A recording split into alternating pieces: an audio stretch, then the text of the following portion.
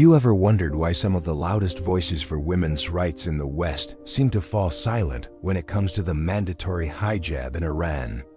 It's a paradox that's both confusing and deeply troubling. Let's unpack this complex issue today. It's not just about a piece of cloth. It's about a system of control, and understanding why some defend it is crucial. First, let's be clear about what's happening on the ground in Iran. For decades, women have been legally required to cover their hair in public. This isn't a choice. The morality police enforce this rule, often with intimidation and violence. We've all seen the heartbreaking stories and viral videos of brave women defying these laws, cutting their hair in public and chanting, "Woman life, freedom." The death of Mahsa Amini in police custody for allegedly wearing her hijab improperly sparked a nationwide uprising, showing the world just how deeply this issue cuts. These women aren't just fighting for the right to show their hair. They're fighting for basic human dignity and the freedom to choose their own destiny. So with such a clear-cut case of state-enforced oppression, why isn't there universal condemnation, especially from Western progressives who champion feminist causes? Well, the answer is complicated and lies at the intersection of good intentions and flawed logic. One of the biggest factors is the fear of being labeled an Islamophobe. In an effort to be culturally sensitive and respect diverse beliefs, some on the left are hesitant to criticize practices associated with Islam. They worry that condemning the mandatory hijab will be seen as an attack on the Maidif or religion itself, playing into the hands of bigots. This creates a difficult tightrope walk. They want to support Muslim women, but fear that criticizing a state-enforced religious dress code will alienate the very people they want to help and fuel anti-Muslim sentiment. The intention is to protect a minority group from prejudice, but the unintended consequence can be the silencing of dissent against genuine oppression within that community. Then there's the lens of anti-imperialism and post-colonialism. For many, the history of Western intervention in the Middle East, particularly in Iran, looms large. The 1953 CIA-backed coup that overthrew a democratically elected leader is a scar that hasn't healed. Because of this history, any criticism of the Iranian government from the West is often viewed with deep suspicion. The argument goes that Western powers use human rights as a pretext for interfering in other countries' affairs, ultimately aiming for regime change or resource control. In this view, defending the Iranian government, or at least not criticizing it, becomes a way to resist Western imperialism. The focus shifts from the women being oppressed to the larger geopolitical chess game, and the women's struggle gets lost in the process. This leads to a phenomenon sometimes called whataboutism. When you bring up the mandatory hijab, the conversation is often deflected. You might hear, "What about the objectification of women in the West?" Or, "What about France's burqa ban?" These are valid issues worth discussing, of course. The sexualization of women in Western media and restrictions on religious expression in some European countries are serious problems. However, using them to deflect from the specific issue of state-mandated dress codes in Iran is a logical fallacy.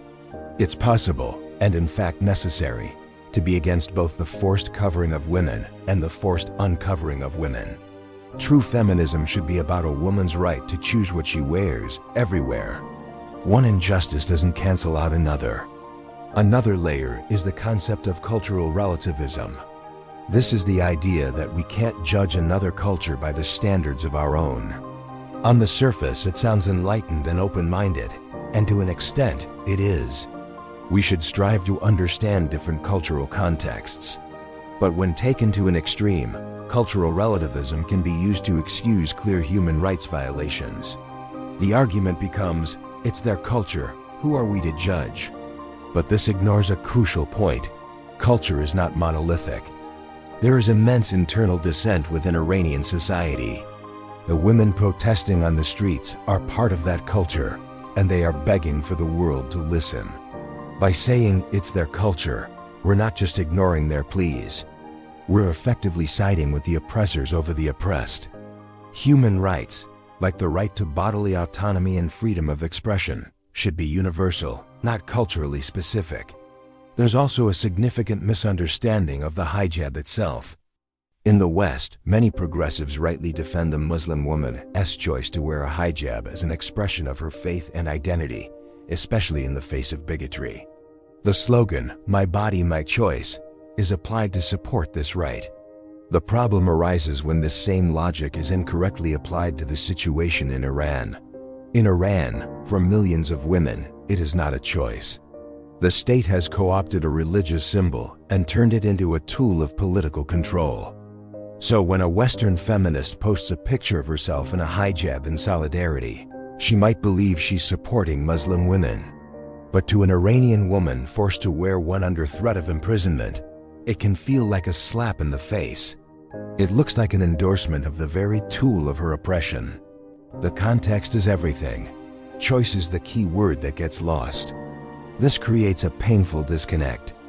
Iranian activists fighting for their freedom see some Western feminists romanticizing the hijab, or worse, staying silent, and they feel betrayed. They are putting their lives on the line, and the people they thought were their allies are looking the other way, or, in their view, siding with their oppressors. It's a stark reminder that solidarity requires listening, especially to the most marginalized voices within a group. It's not about projecting our own Western-centric ideas onto a complex situation. It's about amplifying the voices of those on the front lines. So, what is the path forward? It begins with nuance and a commitment to universal principles. We must be able to support a woman's right to choose to wear a hijab in London or New York while simultaneously condemning the state forcing a woman to wear one in Tehran. We need to untangle the critique of a government as policies from a critique of a religion or a people. We can stand against the Iranian regime's human rights abuses without advocating for Western military intervention. These are not mutually exclusive positions.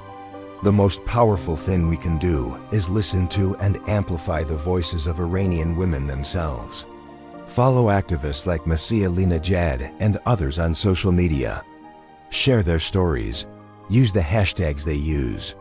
When they say the mandatory hijab is a tool of oppression, believe them.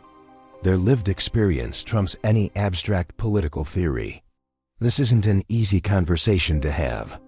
It forces people to confront their own biases and the potential contradictions in their political frameworks.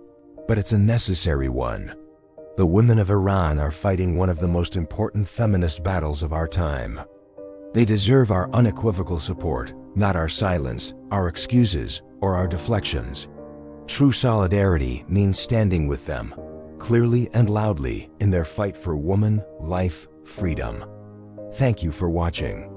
If this conversation was valuable to you, please like, share, and subscribe for more content that dives deep into the issues that matter. Thank you for watching Red Fail Files. Don't forget to subscribe.